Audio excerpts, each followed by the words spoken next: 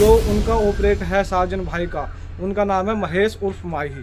वो बहुत ही अच्छी ऑपरेटिंग करते हैं, डीजे प्ले करते हैं, मानते हैं, लेकिन वो झारखंड का थोड़ा अलग बेल्ट हो जाता है। साजन भाई ने बोला था कि सरकार बदलने की वजह से अभी हमारा डीजे कंफर्म नहीं है, लेकिन मैंने पार्टी से जिस टाइम बात करी थी वो कह रहे हैं कि भाई सरकार। दोस्तों सबसे पहली बात तो ये है कि जो यहाँ पे कांवड़ यात्रा स्टार्ट होने वाली है वो 22 जुलाई से है, लेकिन जो यहाँ पे जितने भी डीजे वाले। हेलो नमस्कार दोस्तों, स्वागत है आपका हमारी एक और नई धमाकेदार वीडियो में।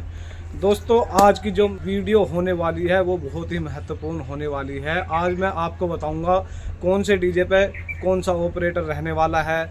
और जो हमारे झारखंड के भाई है वो पूछ रहे हैं कि मनोहर भाई हम यहाँ से कै तारीख को निकले हरिद्वार कांवड़ यात्रा के लिए, और कहाँ पर रुकने का प्रोग्राम है और कैसे कैसे आना पड़ेगा। तो आज की इस वीडियो में आपके सभी सवालों के जवाब मिल जाएंगे। तो दोस्तों सबसे पहले कर लेते हैं डीजे की बात कि कौन कौन से डीजे पे कौन सा ऑपरेटर रहने वाला है। तो सबसे पहले बात आ जाती है कसाना डीजे की। तो कसाना डीजे पे रहने वाले हैं अपने वी डीजे रोहित चौधरी, जो कि रहने वाले हैं मोदी नगर के। तो वो कसाना डीजे को प्ले करेंगे। और अब आ जाते हैं न्यू अमर पे। तो न्यू अमर पे रहने वाले हैं अपने मोनी भाई, जो कि उनके परमानेंट ऑपरेटर है, यानी कि जो उनके डीजे को परमानेंट ऑपरेट करते हैं। और अब आते हैं डीजे रावण पे।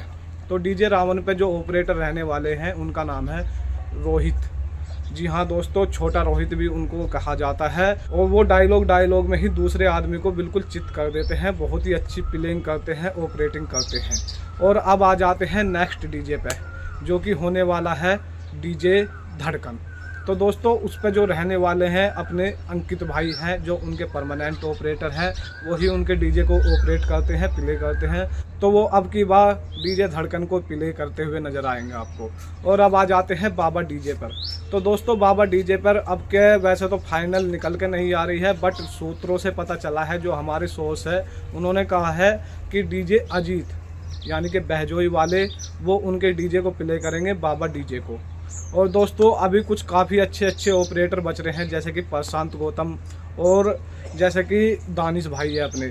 तो एक डीजे और अभी जुड़ चुका है, मैं आपको बता देता हूं, जिसका नाम है सुमित गुज्जर। उनसे भी शायद बात चल रही है। मैंने आपको बताया था कि कपासिया कुछ करके डीजे आ रहा है, लेकिन वो कपासिया नहीं था दोस्तों। जो डीजे शर्मा की पार्टी है वो सुमित गुज्जर से ही बात कर रही थी। नए डीजे यानी कि नया ट्रोला एकदम लेके जा रहे हैं वो, और उस पर रह सकते हैं अपने प्रशांत भाई। तो अभी आ जाते हैं अपने जो दानिश भाई हैं और साजन डीजे को, उनसे बात चल रही है प्ले करने की। अभी उनसे दानिश भाई से मेरी बात हुई थी, वो कह रहे हैं किसी कारणवश क्या है कि उनकी जो वाइफ है उनकी थोड़ी तबीयत सी खराब थी, तो उसी वजह से अभी बात मतलब फाइनल नहीं हो पाई है दानिश भाई की। बाकी हो सकता है, क्योंकि देखो जो उनका ऑपरेट है साजन भाई का, उनका नाम है महेश उर्फ माही। वो बहुत ही अच्छी ऑपरेटिंग करते हैं, डीजे प्ले करते हैं, मानते हैं, लेकिन वो झारखंड का थोड़ा अलग बेल्ट हो जाता है, थोड़ा वहाँ पे भोजपुरी एरिया और बंगाली एरिया आ जाता है। तो यहाँ पे क्या है दोस्तों, हिंदी बेल्ट के गाने बजते हैं। तो एक ऑपरेटर सपोर्ट के लिए चाहिए, चाहे वो कोई भी हो, छोटा हो बड़ा हो कोई भी हो, बट बाकी यहाँ पे एक ऑपरेटर माही भाई के साथ यानी कि महेश भाई के साथ होना ज़रूरी है। और दोस्तों एक डीजे है जिसका नाम है RK डीजे तूफान। दोस्तों अभी उनकी बात चल रही है, कहीं पे 24 बेस की बात हो रही है, कहीं पे 30 बेस की बात हो रही है। अगर आप RK तूफान को नहीं जानते तो मैं आपको बता देता हूं, 2023 की मुरादाबाद की कांवड़ यात्रा में उनका धमाल रहा था। पूरी कांवड़ यात्रा में उनका डीजे नंबर 1 रहा था, और जो उनका प्रेशर है एकदम धांसू था। तो उनका जो डीजे है उनका ही एक ऑपरेटर है जिसका नाम है तुषार। तो वो ही उस डीजे को ऑपरेट करने वाले हैं।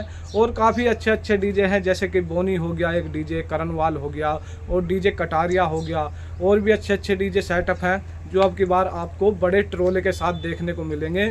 और काफ़ी मतलब मेरे अंदाज से 15-20 ट्रोले बुक हो चुके हैं। और जो कि डीजे मोनू है, अगर वो डीजे बुक होता है तो उस पर अपने सैंकी भाई ऑपरेटिंग करते हैं। और जितनी भी टाटाएँ हैं सब बुक हो चुकी है। और बाकी रही जो छोटे डीजे रहते हैं, जो अपने बोनट पर, गाड़ी के बोनट पर आगे लगा लेते हैं, डाक कावड़ लेने जाते हैं, उनकी तो कोई गिनती नहीं है यहाँ पर। सभी मतलब हरिद्वार आते कावड़ यात्रा आते तो सभी डीजे बुक हो जाते हैं। और अभी एक हमारे ऑपरेटर बच रहे हैं जो कि डीजे रावण को पहले मतलब प्ले करते थे, उनका नाम है जतिन प्रधान उर्फ बादशाह। तो वो अब की बार देखो, वैसे तो एक डीजे की बात चल रही है, अगर उस पर ट्रोले की बात चल रही है, अगर उस पर वो ट्रोला अगर फाइनल हो गया तो वो उस डीजे पर नज़र आएंगे, क्योंकि मैंने आपको बताया था 2023 कावड़ यात्रा में उनकी टाटा ने पूरा धमाल मचाया था। तो ये कुछ ऑपरेटर थे जो कि इन डीजे को ऑपरेट करेंगे। बाकी आपको कौन सा ऑपरेटर सबसे बेस्ट लगता है आप कमेंट कर सकते हैं। और अब आते हैं हमारे झारखंड वाले भाइयों की कमेंट के ऊपर। तो अभी मेरे पास एक कमेंट आया है कि मनोहर भाई ज़रा हमको बताओ क्या तारीख से कावड़ यात्रा स्टार्ट है और हमें कैसे कैसे आना है, कहाँ पर रुका जाएगा और कौन हमें सपोर्ट करेगा। दोस्तों सबसे पहली बात तो ये है कि जो यहाँ पे कावड़ यात्रा स्टार्ट होने वाली है वो 22 जुलाई से है, लेकिन जो यहाँ पे जितने भी डीजे वाले हैं वो 20 जुलाई को हरिद्वार के लिए रवाना हो जाएंगे। तो आपको दोस्तों कुछ नहीं करना, सीधा अपने झारखंड से बैठना है 20 तारीख को और सीधा हरिद्वार के लिए। अगर दिल्ली तक आओगे तो दिल्ली से हरिद्वार के लिए, तो हरिद्वार में सीधा आपको 22 तारीख में आना पड़ेगा। वहाँ पे मैं अपनी वीडियो के जरिए आप मुझे कांटेक्ट कर लेना, मेरा देखो नंबर डिस्प्ले पे शो हो रहा होगा और मैं वहाँ पे लोकेशन आपको भेजता रहूँगा। आप बिल्कुल आना, मोस्ट वेलकम है। और अब आती है रुकने की बात। देखो दोस्तों यहाँ से जितने भी डीजे वाले या श्रद्धालु जाते हैं कावड़ी लेने के लिए और डीजे वाले भी जाते हैं, तो वहाँ पर कोई प्रॉपर उनका ठिकाना नहीं रहता। वहाँ क्या है कि जो डीजे जहाँ पर डीजे सेटअप बांधते हैं वहीं पर एक छोटा सा टेंट वगैरह लगा लेते हैं और पल्ली वल्ली लगा लेते हैं, तो वहाँ पे 1-2 दिन रुकना पड़ता है और अपनी कावड़ मतलब डीजे वीजे सेट करने के बाद जब तक वहीं पर रहते हैं फिर आते हैं। आते टाइम कोई दिक्कत नहीं है, कोई कहीं भी देखो बतेरे कमरे मिलते हैं, होटल मिलते हैं, कोई कहीं भी सो सकता है। और खाने पीने की देखो वहीं पर दिक्कत पड़ेगी। हरिद्वार में थोड़े पैसे आपको लेके आने पड़ेंगे। हरिद्वार में तो देखो खाना महंगा है, इतना भी महंगा नहीं है फिर भी ठीक है, अपना वहाँ पे खर्चा उठाना पड़ेगा। फिर उसके बाद भोले बाबा का बहुत प्रसाद मिलता है, आप उसमें अपना मन संतुष्ट कर सकते हैं। अगर आपको वो प्रसाद ग्रहण नहीं करना है तो आप होटल में भी खाना खा सकते हैं। तो दोस्तों ये कुछ अपडेट थी जो कि मैंने आपके लिए बना दी है खड़े होकर दोपहरी में। और अब आ जाते हैं एक नेक्स्ट अपडेट की तरफ। वैसे तो अपडेट 2 ही थी लेकिन एक और मैं बता देता हूँ। अभी मैंने एक वीडियो देखी थी अपने माही भाई के चैनल पर, तो उन्होंने बोला था, जो हमारे साजन भाई है उन्होंने कहा था कि डीजे कंफर्म नहीं है, लेकिन मैंने पार्टी का नेक्स्ट डे इंटरव्यू करा था। अगर आपने डीजे साजन की पार्टी का इंटरव्यू नहीं देखा तो आई बटन आपको शो हो रहा होगा ऊपर की साइड, देख लीजिए, वहाँ पे जाओ और चेकआउट करना। तो साजन भाई ने बोला था कि सरकार बदलने की वजह से अभी हमारा डीजे कंफर्म नहीं है, लेकिन मैंने पार्टी से जिस टाइम बात करी थी वो कह रहे हैं कि भाई सरकार गिरे कुछ भी हो या पलटे पर लेकिन हमारी तरफ से डीजे साजन 101% कन्फर्म है। और फिर मैंने अगले दिन वो वीडियो भी देखी, लेकिन माही भाई ने वो वीडियो डिलीट कर दी या मतलब प्राइवेट कर दी। तो कह सकते हैं डीजे साजन अब की बार आना पक्का है।